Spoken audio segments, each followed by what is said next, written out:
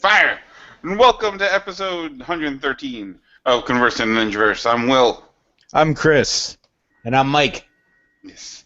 And I might still be a little crackly. I apologize for the last few weeks when my microphone's been crackly. That will be changed next week. It better be. And then he'll have a new microphone. Yeah, a new problem.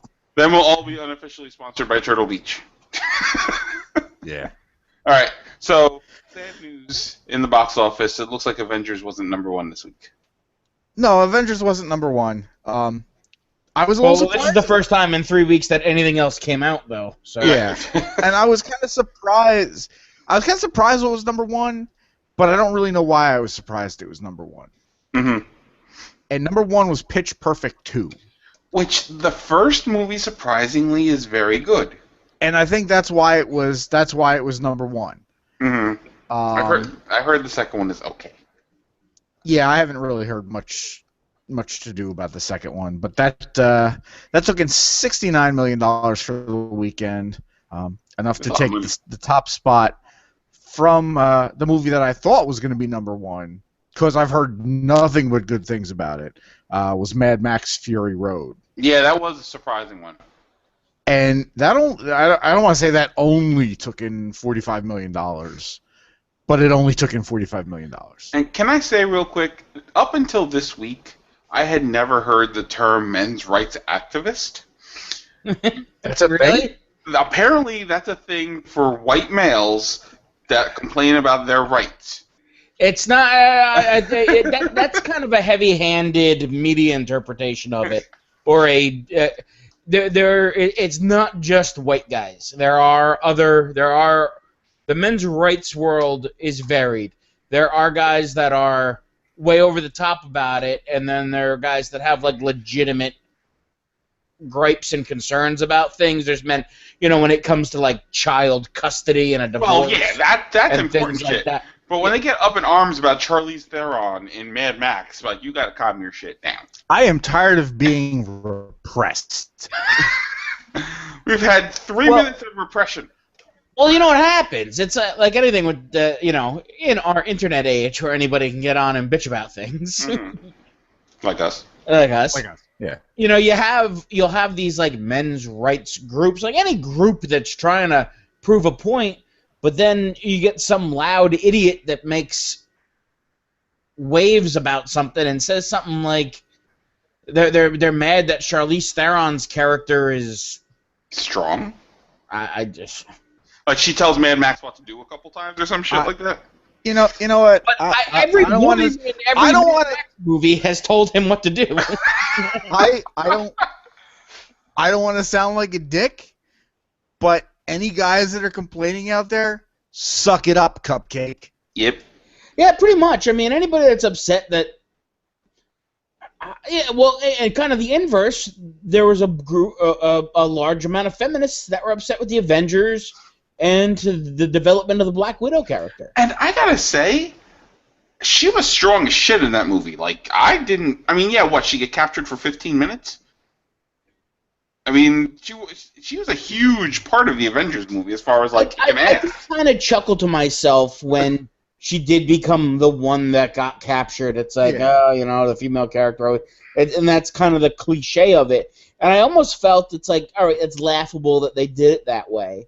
Mm-hmm. But, her character is, and I wasn't even sure what the feminists were upset about. I thought they were more upset about the development, that she's a sterilized, less than a woman now. Yeah, that she calls herself a monster or whatever. Yeah, but, when we talked about that all the characters kind of looked at themselves as monsters for some reason or another. Mm-hmm. And, with the Supergirl stuff and this new, there was criticism on both ends of the trailer for the new Supergirl. All right, well, we'll get into that. I'm using that as an example. Slow down. There were people who were upset that it was too feminine and too much like a chick flick. Mm-hmm. And it was going to turn off a guy audience. And then there are people that are like, well, and they even addressed it in the trailer as to why she has to be Supergirl and not Superwoman. Mm-hmm. But Which I thought was a good line. I don't even know where I read it, but somebody, and I completely agreed with this, and it's kind of the way I felt. A strong female character does not mean that she has to be able to beat everybody up, and she's the smartest, most put together perfection person. Absolutely. You can be a strong character that still has problems. Mm-hmm. And we've talked about it with the problem that they've had with writing every Superman movie is it's hard to write because he's got no physical weaknesses, and you have to develop the character in other ways to give him problems, so you're concerned for him. Yeah. But then he ignores those problems anyway. Now, I haven't seen the Mad Max movie yet, but it's Charlize Theron is leading a group of women, I believe. I thought it was like women that escaped from slavery. They were like slaves, like the main bad guys, like harem or whatever, and she kind of rescues them, and that's kind of the idea behind the movie. I think is that it's kind of, I think I heard somebody refer to it as like the Underground Railroad, where she's kind of ferrying them to freedom or whatever, over this Fury Road. And if you want to talk about over-the-top, strong female characters, go back 20 years to the last, or 25 years almost now, to the last Mad Max movie, and Tina Turner's Anti-Eternity or Anti-what, I haven't seen that movie in a while. Yeah, me neither. But she was a kick-ass character. And she was the hero.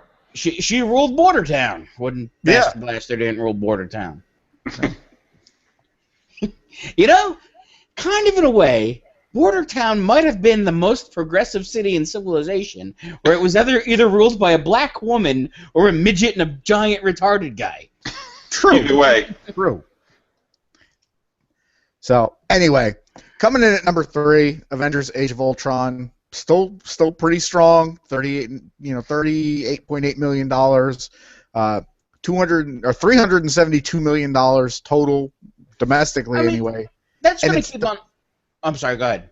And it's the biggest. It's the biggest movie of the year so far. It crossed $1 billion worldwide. It did, which is an insane number.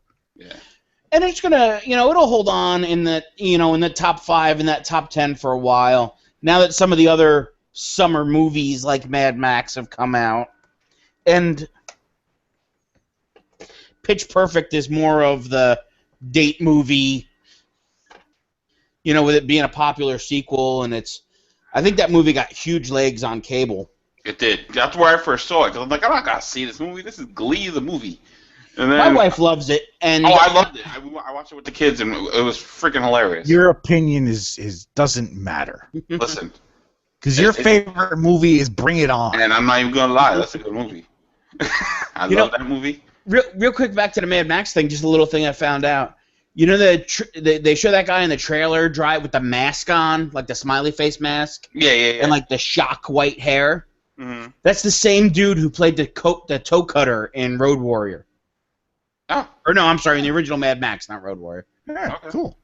That's awesome. Playing a different character, but same actor. Little throwback, little.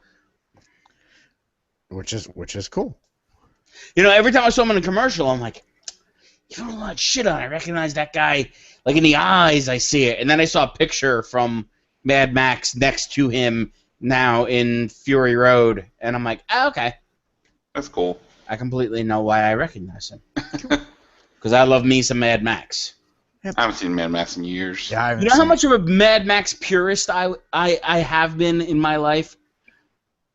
When it used to run on cable here in America, it had an American dub over the original Australian English. It was American English dubbed over. Yes. I didn't know that. A lot of the supporting characters were dubbed over with American because back then they felt that Americans couldn't understand Australian people. Well, no, Australia doesn't understand Australia. I bought a bootleg VHS original Australian dialogue Mad Max sometime in the 90s. Nice. I bought a bootleg Blade. All you could see was his teeth. And it's funny, some of the stuff is... That's how we first watched Blade. Yes, it is. It was just Wesley Snipes' teeth. Pretty much. So That's for a while. Me and my brother could quote 2 different dialogues of Mad Max because there's different things that are said depending on which version you're watching, in the American one or the Australian one. that's a whole nother level. That is. All right, what's number 4? Number 4 is Hot Pursuit, and I'm happy to report that it's not a remake of the John Cusack movie. No, this is the Sofia Vergara, Reese Witherspoon movie, right? I can't stand. Yeah. You don't like Reese Witherspoon? I don't like Reese Witherspoon. It's the other one that I just can't stand. She's Sofia Vergara? She's like a Colombian. To me, she's like a Colombian Fran Drescher. I was going to say Colombian Rosie Perez, but I think that's too... I just think she's a giant Charo. Oh, yeah. She does things that you're around going, coochie coochie. You know, but... You know, I've watched a few episodes of Modern Family, and I enjoy Modern Family. Yeah, I enjoy Modern Family. And I mean, anytime you get somebody who's on a hit TV show like that, they always try and plug them into a movie. You know, it's what it really kind of looks like to me. What it reminds me a lot from seeing the trailers is Midnight Run. Yeah. The old Charles Grodin, Robert De Niro movie. Yeah. You know, the cop and the informant or whatever the setup was, and going through the buddy movie, the buddy road picture. Yeah. That's taking about $6 million this weekend. It's taken in $23 million total. That's in its second week. And then still hanging out in the top 5 is Furious 7. It took in $3.5 million. It's made $343.7 million total. It's in its 7th week. And there's another one. I still remember watching the first one. Can you say that Furious 7 is a smash into a tree hit? Damn, that's too soon. Yeah. Yeah, that's rough. Well, moving off of that terribly timed joke. Let's talk about. Well, actually, no. You know what? That makes me think of PAX real quick. And there was something about in the Cards Against Humanity panel. Somebody pitched a Paul Walker card. I can't remember what it exactly was now. If Prototype was here, he'd be able to tell me, but I can't remember what it was. Let's talk about DC first, because we have a little bit of Marvel news, but we'll get to that later. DC has been dropping stuff left and right, and we're going to start talking about good stuff first, and then we'll talk about bad stuff. Okay. But we already touched on the Supergirl trailer. Now, there's 3 versions of the Supergirl trailer. There's the 6-minute trailer that was shown at the upfront that happened this week. And that trailer, not that it was bad, but that goes on forever. It does. It does seem a little long in the tooth. Basically, it's the first 2 episodes wrapped up in 6 minutes is what it felt like. It really is. And you know, there was some that was the one that there was some criticism of, and I had read a review before I saw it, and it made complete sense once I read the review, that they just kind of filled it with the type of pop music that you'd hear in, like, it was eerily similar to Saturday Night Live's Black Widow trailer. Yeah, it really was. But we're not saying the trailer was bad. The trailer was actually pretty good. Yeah. Then there was the fan-made 2-minute trailer, which throws in the classic Superman music, it throws in the Man of Steel music, it cuts out all the extra fluff, and it just kind of gets to the point.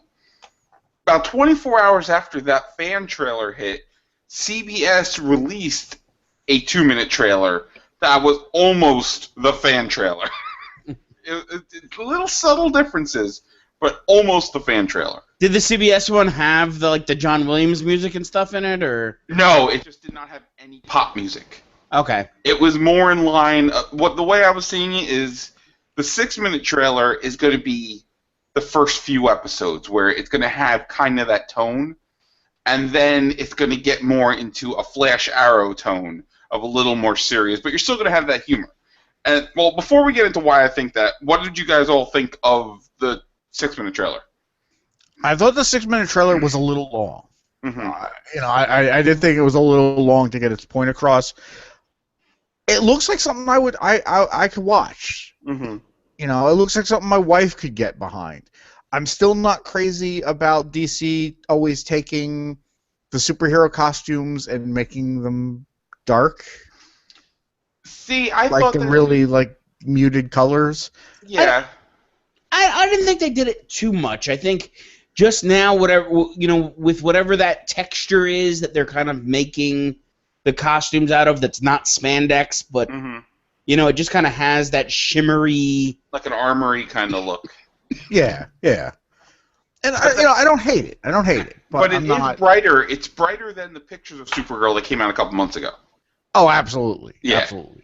So I like the bit in the trailer when she's trying on different costumes, because that first costume she comes out with is like one of her late 80s, early 90s costumes. Oh, that's almost. definitely one of the 90s, yeah.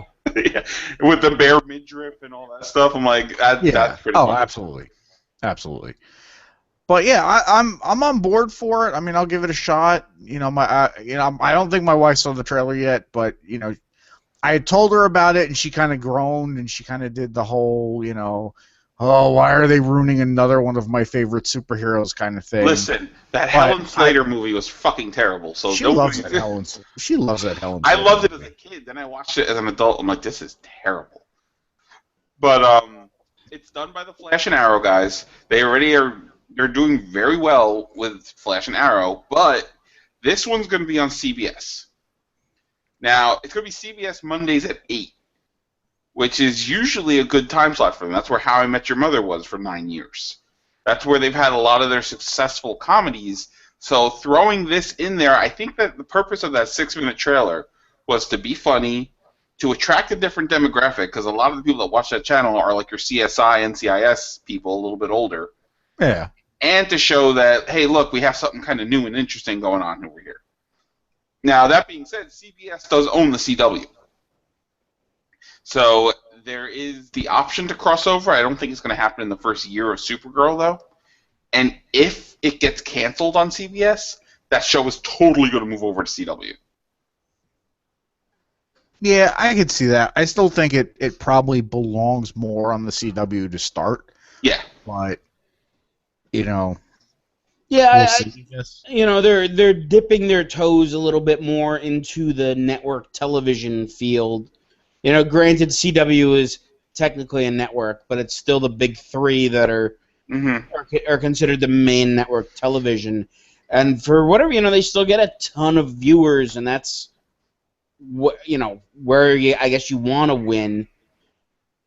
Marvel has got S.H.I.E.L.D., and S.H.I.E.L.D. is sitting wherever it's sitting. So I guess they decided they want to try and get a comic book thing on there. Constantine didn't work out. But it's being shopped around. It is still being shopped around. I hope Constantine gets picked up somewhere else. At this point, if Constantine winds up on CW and then Supergirl winds up on CW, you're going to have 5 nights of comic book shows. Yeah, 'cause right now you're going to have Supergirl Mondays at 8, Flash Tuesdays at 8, and Arrow Wednesdays at 8. Yeah. So actually, right now, too, the way Supergirl is, it's going to be up against Gotham. Yeah, which is interesting. But again, it's not like Warner Brothers is controlling that. It's the networks that are controlling it. Yeah, but Gotham is kind of in its own little bubble. It's not exact. It's more of a procedural than it is a superhero show. It's still for a now anyway. Show, and it's still it's still a DC comic book show. Yeah, no, I agree with that. Now, I thought the trailer was good. My kids are super excited to see Supergirl on TV. They were so excited when they saw the costume, and they loved her from Glee. That's Melissa Benoist, I think her name is. She looks better. Like in the early pictures they showed of her, her hair didn't really look that blonde. The colors were very dark, and now it's a little bit brighter. It looks like it's going to be more of the sunny side of heroism kind of thing. And it looked like the villain she was fighting might have been Parasite, which was kind of cool. It was a big old purple dude with a fin on his head. But James Olsen is in there. He looks pretty good. Ally McBeal Parasite is doesn't still have a super fin on his big purple guy with a fin on his head is the Sparrow. Oh, that's who it is. Okay, I thought it was Parasite. I'm thinking of my Hero Clicks from back in the day when I used to play that. So yeah, there was that trailer that came out. And then there was the trailer that looks so good that Chris just saw today.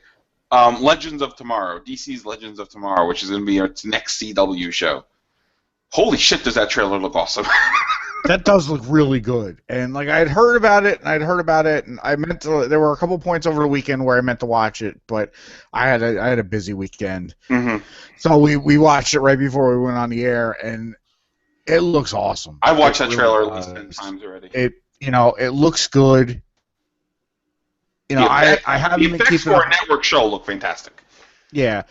I haven't really been keeping up with Flash, unfortunately, so I was excited to see Firestorm on the screen, and then you said, "Oh, well, Firestorm's been on Flash a handful of times." I thought that was cool. I'm looking forward to seeing that. The only thing that I think for me would make it better is if they threw Booster Gold in the show. Yes. Now because I've been dying for Booster Gold for how long have we been doing this podcast now? Couple years. Yeah. 4 years. I want Booster Gold somewhere. Yes. Now, the whole Legends of Tomorrow is Rip Hunter, time traveler extraordinary, he was the actor, I can't remember his name off the top of my head, but he was a Doctor Who companion, and now he's basically Doctor Who. It's traveling through time and space, assembling a band of heroes to go against Vandal Savage, which, when they name-dropped Vandal Savage in the trailer, I was like... I kind of did the same thing. I kind of went like, ooh. Yeah. Yeah, that was cool, and that's it's interesting that they've got Ra's al Ghul's on one show, and now they're bringing in Vandal Savage on the other show, and there's two giant DC villains. Yeah, universe villains. More than just one particular character. They're kind of across the board. Yeah. But now, Mike, the one thing I didn't like about the trailer is it kind of spoils some stuff from the season finales of... season finale of Flash is, as of this recording, it's tomorrow, so we haven't seen it yet. But the season finale of Arrow, so we already know he's going back in the suit, because there was so much footage in that trailer, they must have a couple episodes filmed already. Yeah, and Stephen Amell is going on about, I'm never putting the suit on. I'm not putting the suit on again. He said he's never going to be Arrow again. He didn't say he's not going to be Green Arrow again. Yeah, exactly. Yeah, that's. But he did that. I think he did that with last season too, with the supposed death or whatever of. Well, that was when he was still the Hood or the Vigilante or whatever they were calling him. Yeah. But yeah, so your lineup for Heroes of Tomorrow is Firestorm, Hawkgirl, who's supposed to show up in the Flash finale, White Canary, who is a different character from the DC Comics character. It's the original Black Canary from the Arrow show, who, spoilers for Chris who hasn't seen Arrow yet, who gets killed off in this past season, season 3. Apparently she goes into the Lazarus pit. I was going to say, it looked like she came out of Lazarus pit, yeah. So, Adam, who's Ray Palmer, who's what's his name? Who's Brandon Routh. And my favorite villains that have shown up on Flash this season, Captain Cold and Heatwave. I love Captain Cold so much. I didn't think I was going to like him that much, because in the comics he is goofy as shit with his polo jacket. But they have made them so did you ever cool read a Flash comic? Oh, yeah. I just thought the look was goofy. I mean, well, they did it, but in the show, he's still in the parka coat and the goggles. It's just a realistic... It's not 1961's parka coat and goggles anymore. Oh, yeah, he was always the cold, calculating, mastermind of the rogues. But that parka coat in the comics is freaking terrible. I know they've redone it in New 52, but New 52 is about to go away anyway. But, because, Because that's comics. Captain Cold, for whatever reason, going back to the Super Friends days, Captain Cold was always one of my favorite villains in that world. Just, I guess, because all he really was a guy with he didn't have any convoluted backstory, or it was just, I'm a crook, I got a gun that freezes stuff, I'll freeze the safe and punch it and take the money. Yeah. And then, and then as I got into reading him in the comics, and he was... a bit of the leader of the bad guys. It reminded me of a story from a Western or something like that. That he was that he led the group of bad guy cowboys. Now, Chris, did you watch Prison Break? I didn't. Okay. But, all right, that's where I know him from. Both of them, Heatwave and Captain Cold, are the brothers. I'm like, I know. I'm watching this trailer. I'm going, what the hell do I know that guy from? And that's where I know him. Yeah, but I never watched the show, but like I know of the show, and I probably maybe watched an episode or two here or there. Mm-hmm. Well, you could think of Prison Break as a pre-Flash show because it's about them anyway. Yeah. Right now, this Legends of Tomorrow looks a little bit better than the 1997 unaired Justice League pilot. Yes. Sorry, Wilford Brimley as the Martian Manhunter. Which we need to sit down and do a show dedicated just to that. Yeah, we do. Yeah, but this is basically Justice Society, is what it is. They're just not calling it Justice Society. Yeah. So yeah, it looks like this is going to be the mid-season replacement show for Flash and Arrow when it goes on its winter break, which I'm guessing they filmed part of the winter break already, based on what's going on. And the Flash season finale is, as of this recording, tomorrow night, which some stuff is going to be planted in there for the future.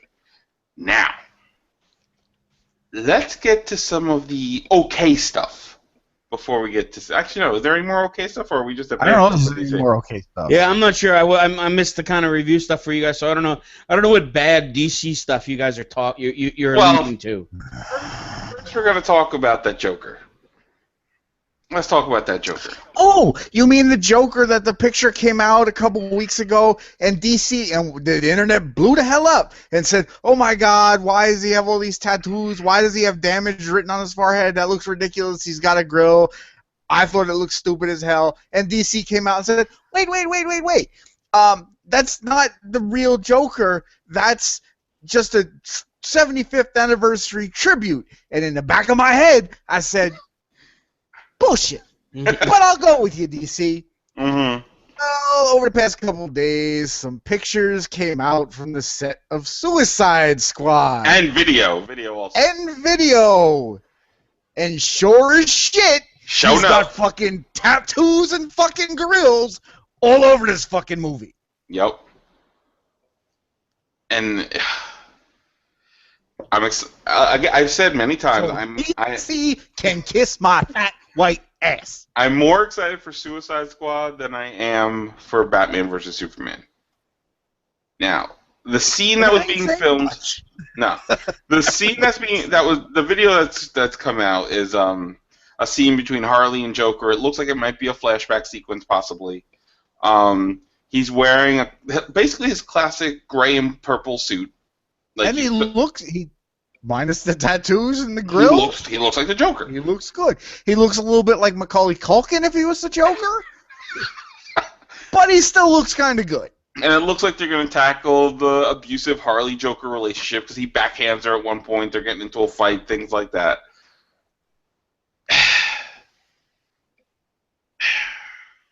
That's the okay is that he abuses Harley Quinn. No. He beats the snot out of Harley Quinn. That's the good thing that we got out of this weekend. No. What I'm saying is that's the okay to terrible news is that it looks like they're going to borrow from the Harley Joker history. So at least you're not going to lose that. But at the same time, that damaged tattoo lives. And I could deal with the other ones. It's that fucking forehead tattoo that infuriates me so much. I almost could, and I said this when we talked about it when the picture came out. I could almost deal with it if the damaged tattoo was on his forehead, looking like it was written by hand, and it was fucking backwards, like he wrote it in a goddamn mirror. But no, it's in like this fancy shit-ass cursive, just right here, like, I'm damaged. You know, I'm the Joker. I have green hair, and I kill everybody around me. But I have to have a tattoo that says damaged on my forehead, just so you know, I'm a little fucking crazy. I'm the cool hip-hop Joker. Juggaloker. I'm like... Yeah, exactly. He looks like he belongs in a fucking insane clown posse. Mm-hmm. Now, again, every Joker that's been cast ever has been shit on until we see the performance. Every single one. Jack Nicholson, like, oh, how are you going to do that? He was fantastic. I think this has nothing to do with performance. It has to do with the presentation, and it has to do with we want to try and make this character cooler by making him look like what's hip now, so he looks like Lil Wayne or looks like fucking Wiz Khalifa. or it's What? Okay. I don't. Rumor came out about Batman and Superman that Lex is going to be the big baddie and he's going to be in the powered suit. So that could be cool. That could be cool. But he'll only be in the suit for about 35 seconds because there's too many other people to put in this movie!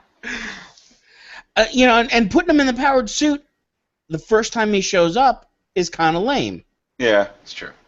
Because unless he steals Batman's suit. It takes away from anything that makes Lex Luthor cool. Oh, and real quick, going back to Supergirl, in the trailer when they're underground and they're talking to, I guess, the army guy or whatever, me and the kids all looked at each other like, that's the Batcave. Bruce Wayne's going to be pissed that they took the Batcave.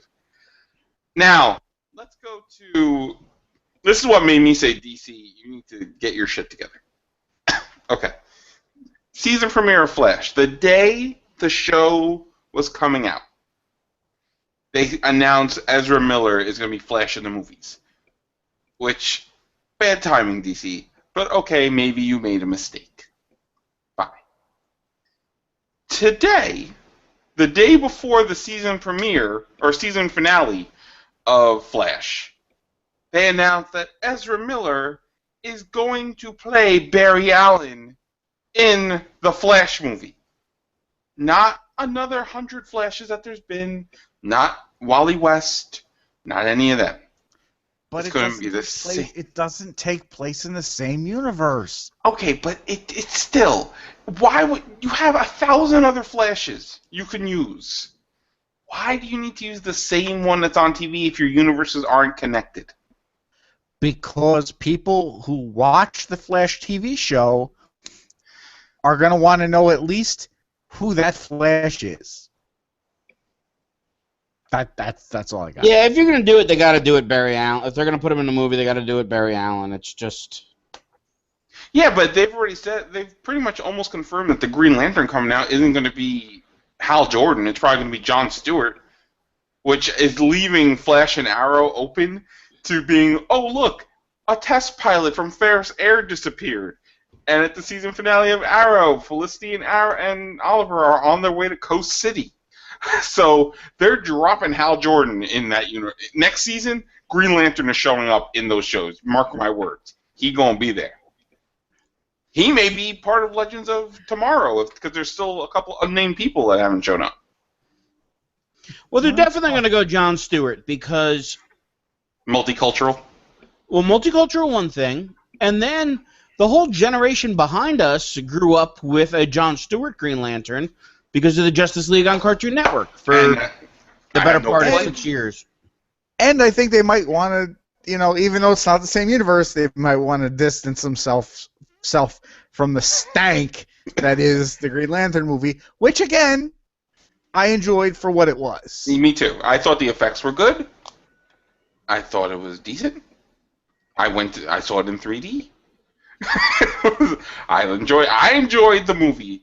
Yes, he was more Guy Gardner than Hal Jordan, but whatever.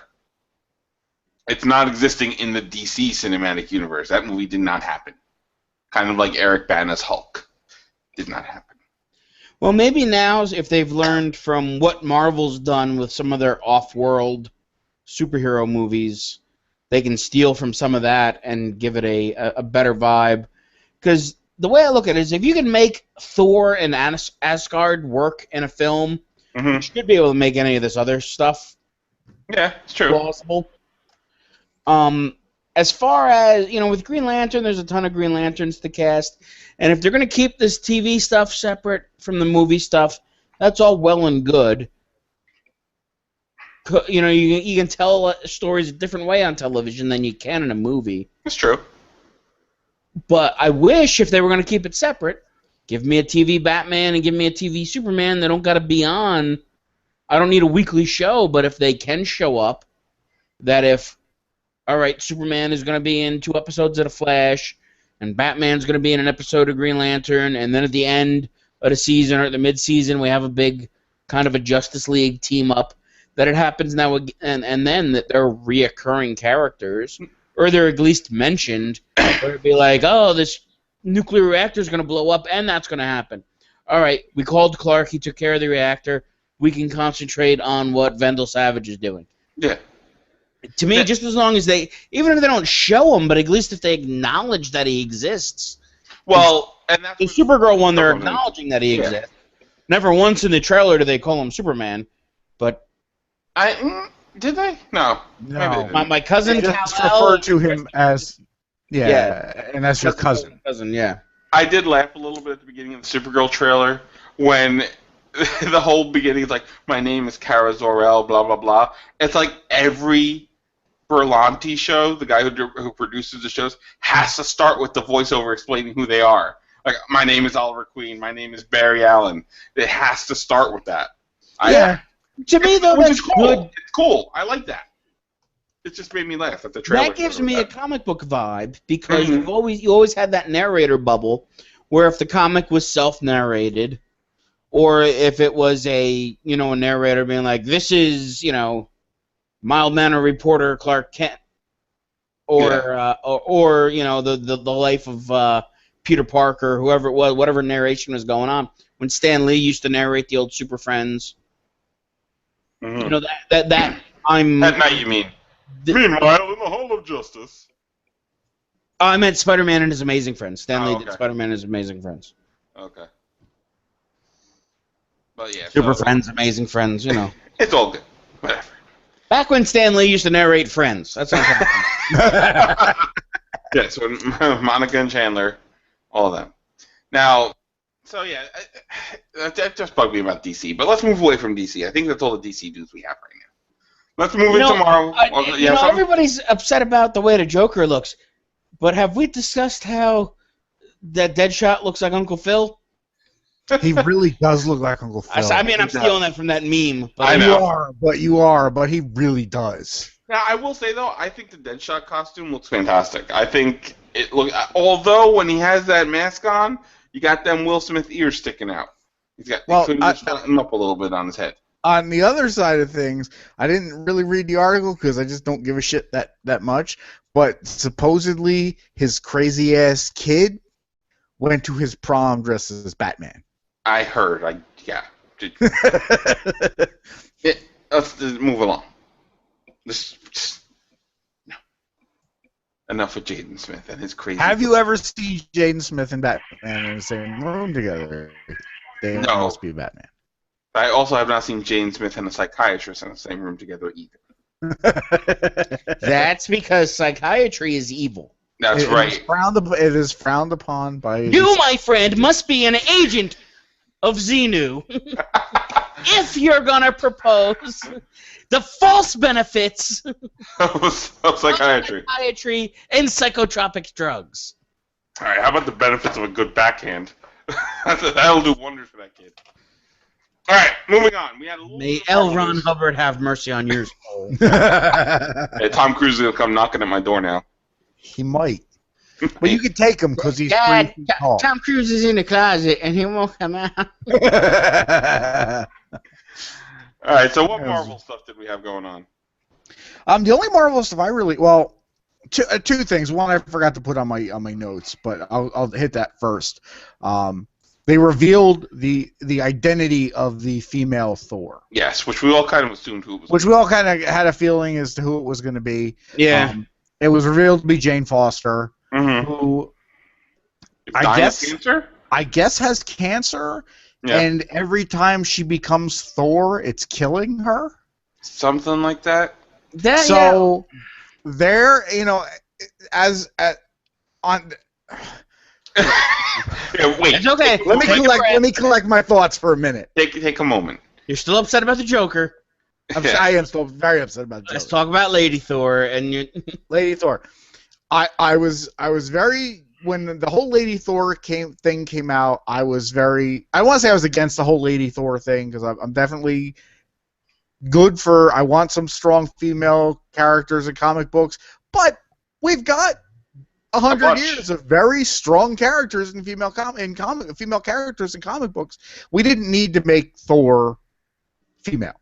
No. It was a whole PR. It's a whole PR thing, and the thing is, we've talked about that. They didn't have to do any of that. They didn't have to make Captain America black. They didn't have to make Thor a woman. They didn't have to make. Well, we didn't even talk about making Iceman gay. Marvel and Muslim.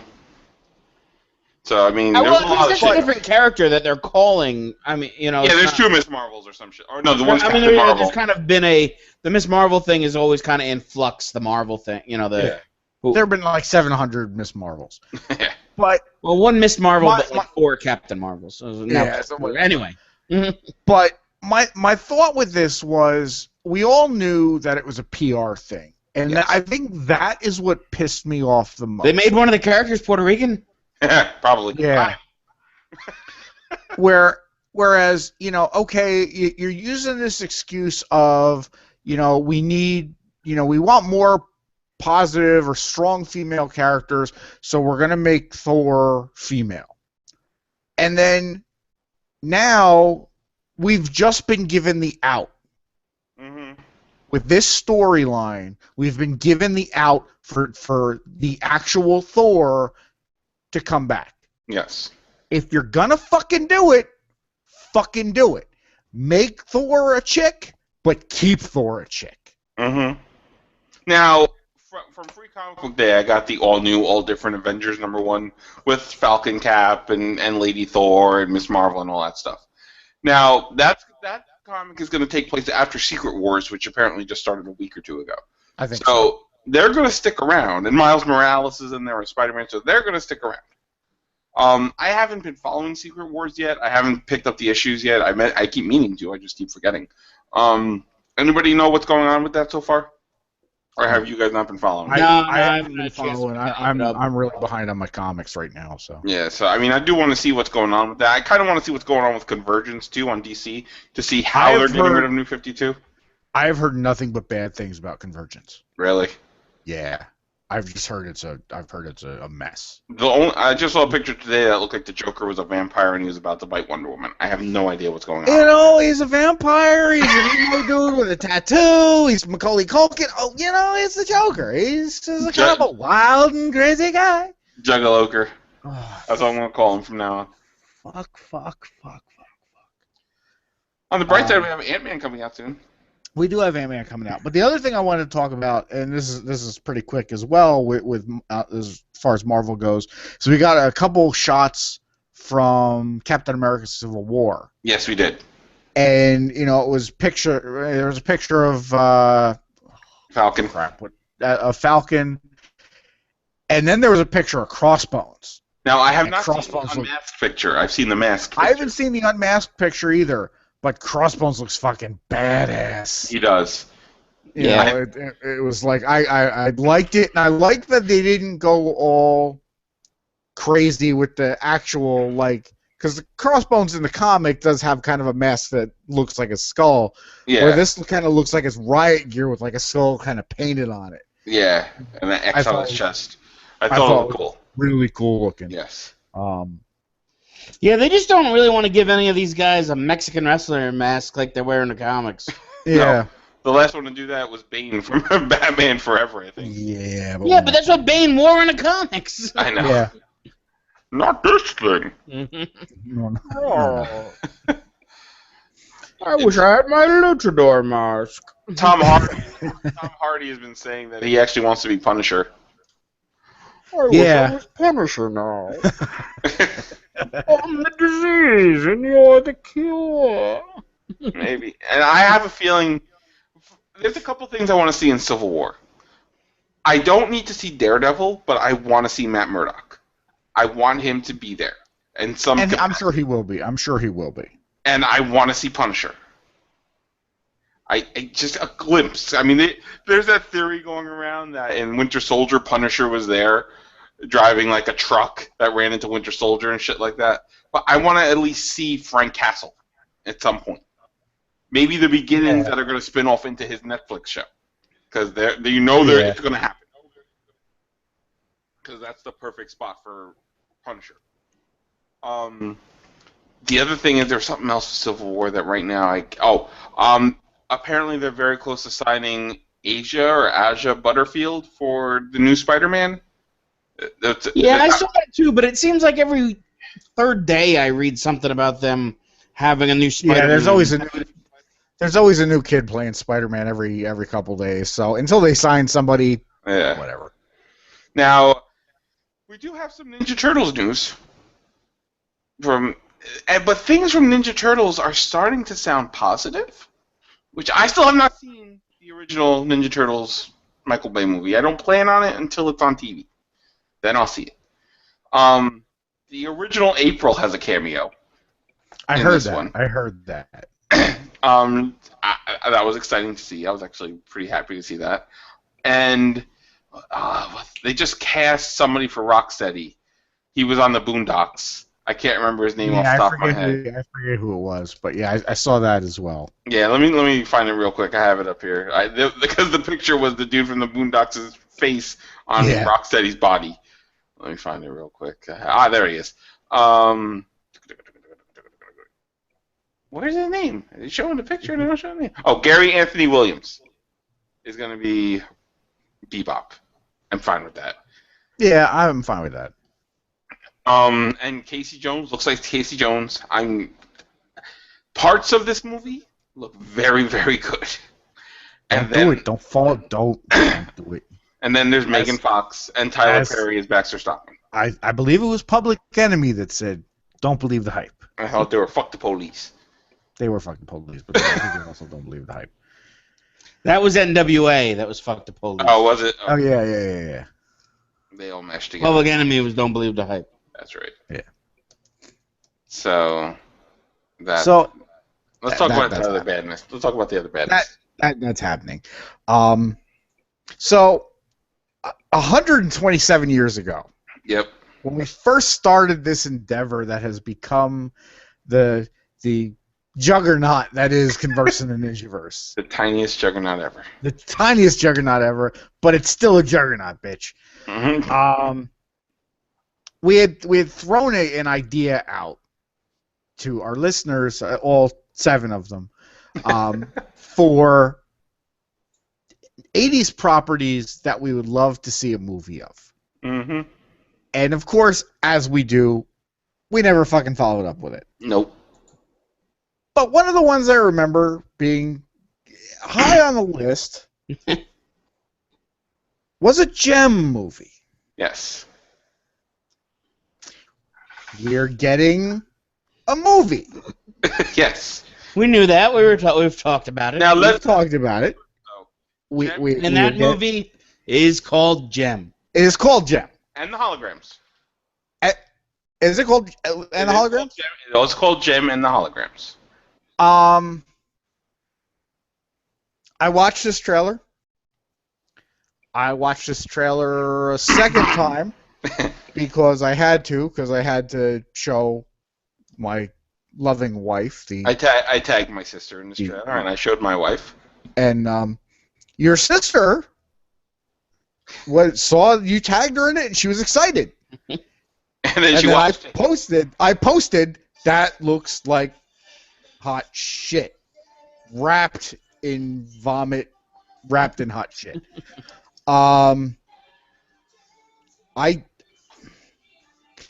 To me,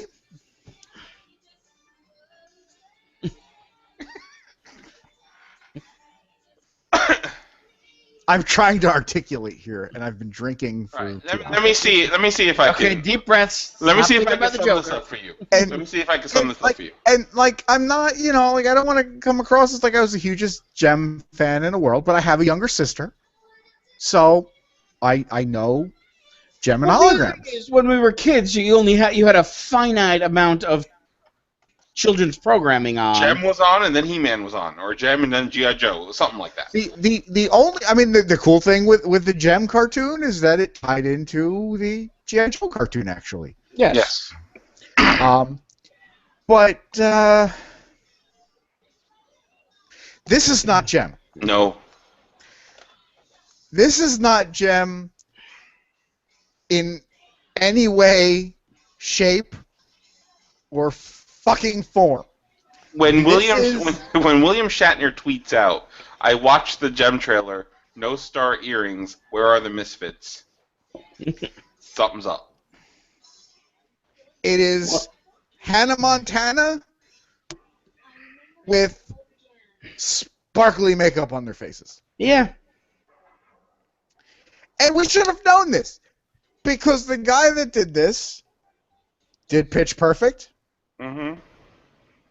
And did the fucking Justin Bieber fucking movie. Yep. Now, the producer of this movie is the same guy who produced Whiplash and Paranormal Activity. So you have you have the good, and you have the bad. Now, Topless You have Robot... the good. How did you get this much bad?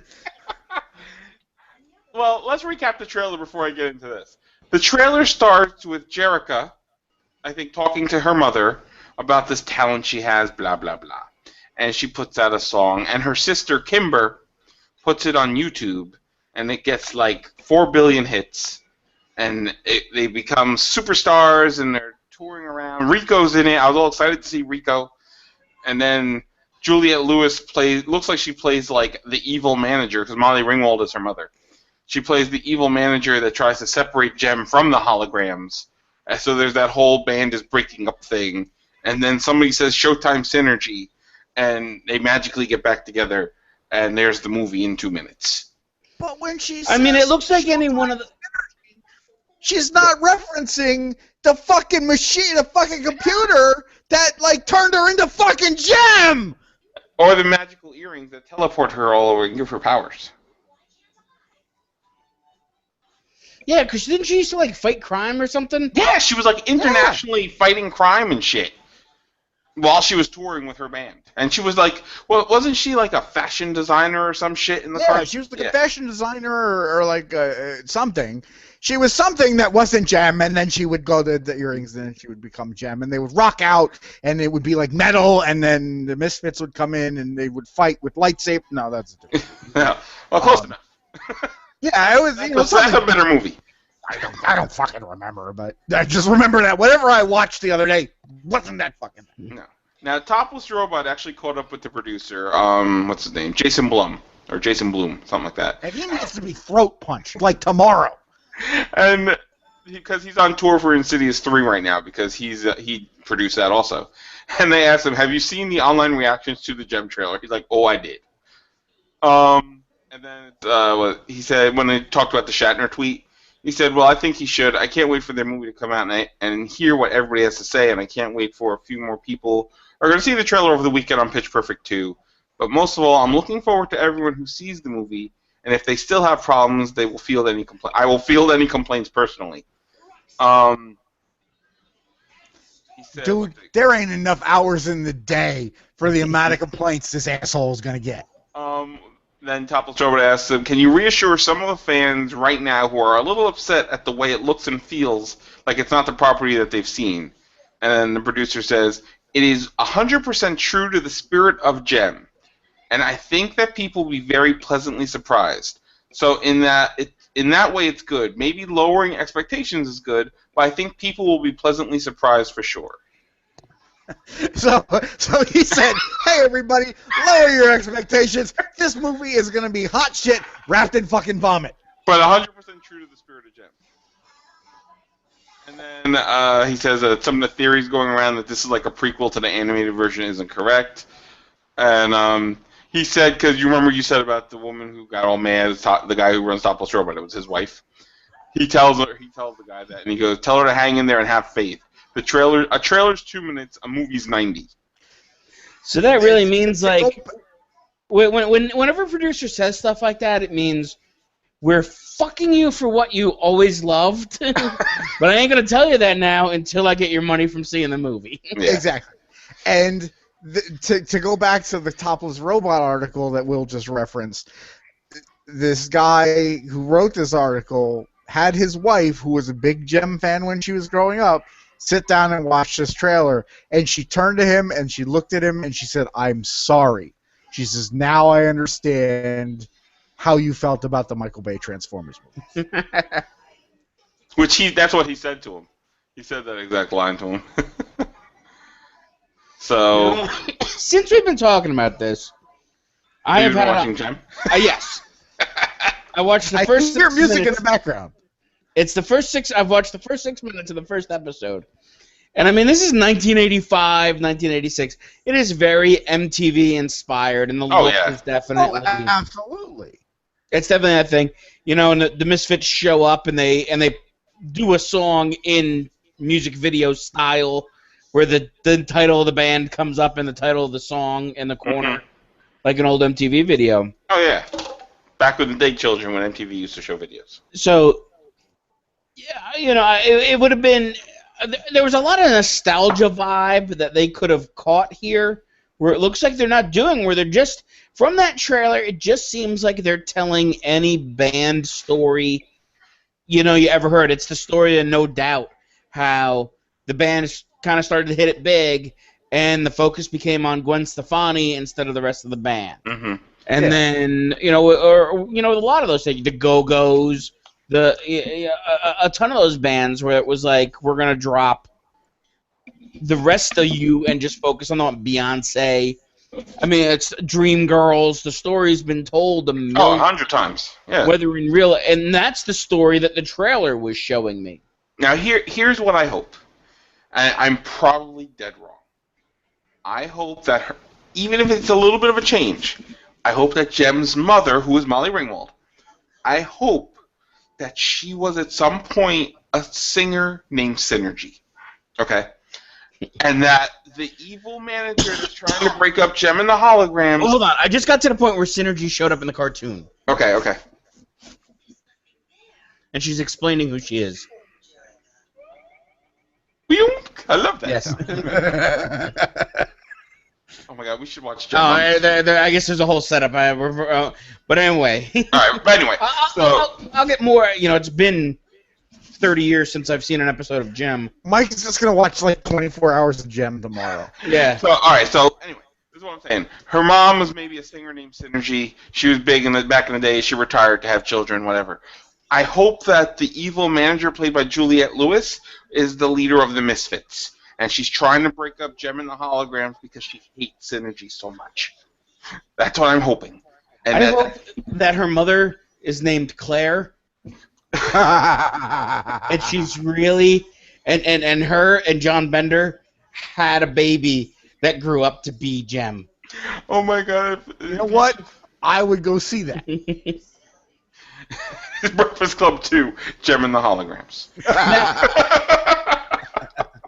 From the point of licensing and the way they're going to want to sell this movie and the way that they're, the market they're going to go to, there's going to be no Misfits in this movie. No. Not unless they're a rival Battle of the Bands thing. Well, not even for that. There could be another opposing band, but they won't be called the Misfits. Why? Because there's a real band called the Misfits. Yeah, that's true. And... it was one of those things. They were in I don't even know how they got away with calling them the Misfits during the show. The Misfits at that time were defunct. Mm-hmm. And Jerry Only didn't restart the Misfits until the early 90s. Yeah. But right now he owns that. The Misfits is an owned name, even though, and technically they don't own that logo, but you see it all over the place. Yeah. That was the old... it was one of the old horror movies. Shit, I'm drawing a blank on it. But anyway, aside from the point, there just won't be. People are crying out for Misfits, but in real life, there is a Misfits that somebody else owns the name for. Mm-hmm. So a movie studio that's going to want to sell little girls' dolls isn't going to be able to put the Misfits in there. Mm-hmm. You know what they should do? What should they do? They should cross-promote with Mattel. And the rival band should be Barbie and the Rockers. See, Barbie and Shawn Michaels and Marty Jannetty? Yes! Even better. Even fucking better. But, I mean, they could have... Can we just get a Marty Jannetty movie? It's just going to be Marty Jannetty sucking dudes off for cocaine. Oh, Jesus Christ. Anyway. They have this movie they could have easily marketed this as like a superhero adventure for girls. They easily. And this guy is like, no, we got to do it like Bieber. Whatever. I hope this. So in other words, they're gonna do like Oh, Bieber, so like Jem is gonna be like pissing in a mop bucket and spitting on her fans. I see that movie. And like getting arrested for drugs and almost getting deported from the U.S. back to Canada. Well, with a name like Jerica, that's not a right name. Which I never realized that was her name in the show, wasn't it? I know. I never realized her name was Jerica. I guess I thought it was Jessica. In my head, I remember Jessica, and then I'm like, oh, Jerica, that's right. So, whatever. But yeah, I think that's pretty much all. Because I know you don't want to talk about the thing I put on Facebook today. Talk about it. Talk about it if you must. Let's just say Australia needs to be burned to the ground. Just burn it. Just melt it. Just there is melt it. Danger everywhere, including spiders that rain down from the skies. Like Australia is like home to like 98% of like the most deadly animals. Yes. In the world. I posted an article. I'm gonna find the article. Dingoes and like chupacabras and Bigfoot. Maybe the dingo ate your baby. And the Jersey Devil and all that shit is in Australia. That's where the Jersey Devil vacations. It is. All right, but so here, Australia has a weather problem. It seems. Here's the headline. That shit better not be coming here, or I'm never leaving the house again. This has definitely got to be our final story because I know Chris is done after this. Here's the headline. La la la la la. I'm not listening. Millions of spiders fall from the sky in Australia, cover gardens with cobwebs. Not just a handful. Fucking millions of them. I have people that did not... What kind of weather phenomenon from fucking Hades is this?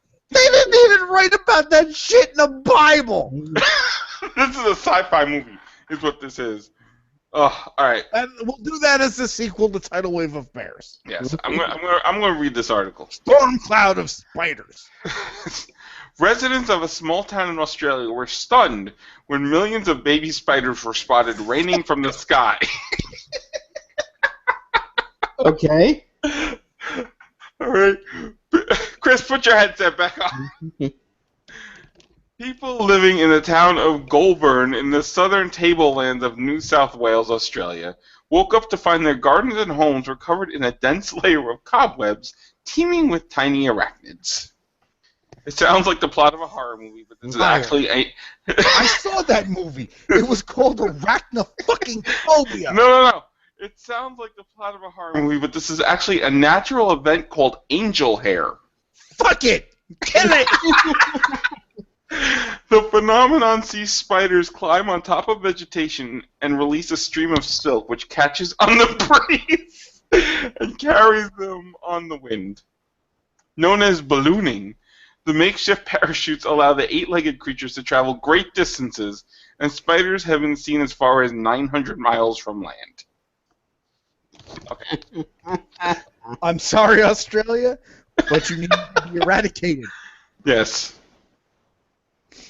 Apparently they have accepted their arachnid overlords. I'm sorry, Paul Hogan. Yeah, he needs to star in Storm of Spiders.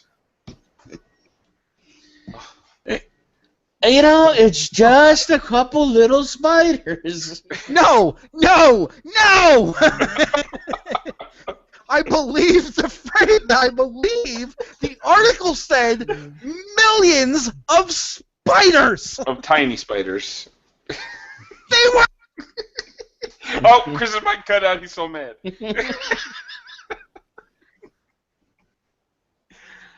Now, what if we go back to the old way of how we had to deal with this, and we say it was raining millions of tiny puppies? Millions of tiny puppies. It's adorable. He's talking, and we can't even hear him. He blew his mic out. He blew his mic out. He's so mad. I don't even know what he did. He's just motioning in the camera like a crazy person. So, we can't hear you at all, Christopher. We don't know what you're saying. You broke shit, is what happened. Now, you've heard the koala bears, the drop bear stories from Australia, right? Yes. That koala bears eat so much eucalyptus that they get stoned and then they fall out of a tree and land on you. Yes, I have. And when they hit you, they wake up and they're pissed because they think you knocked them out of the tree. They start clawing the fuck out of you, and koalas have like 9-inch long claws, and they tear you the fuck up. They're the honey badgers of the sky. Yes. And then you also have those cute little kangaroos that'll kick the ever-loving shit out of you or box you to death or something like that. Yes. They will kick you square in the chest. So maybe it's like the inverse. If those cute, cuddly-looking animals are dangerous in Australia, maybe the spiders are okay. Maybe they're what's right with Australia. Maybe that's just the land of Australia reaching out and giving you an 8-legged hug. A nice, cuddly, spidery hug. A furry, 8-eyed, fangy, teethy. Let me play you the song of my people on bongos hug. And Chris is trying to talk to us and curse us out, and we can't hear nothing. He's I think on that note, I think we're done for today. So, I'm Will. Chris is laying down, twitching. Yes. And I'm Mike. You can see us on ninjaverse.wordpress.com, facebook.com/ninjaverse, SoundCloud, all that stuff. We'll see you next week. Don't go to Australia. It's dangerous. Bye, everybody.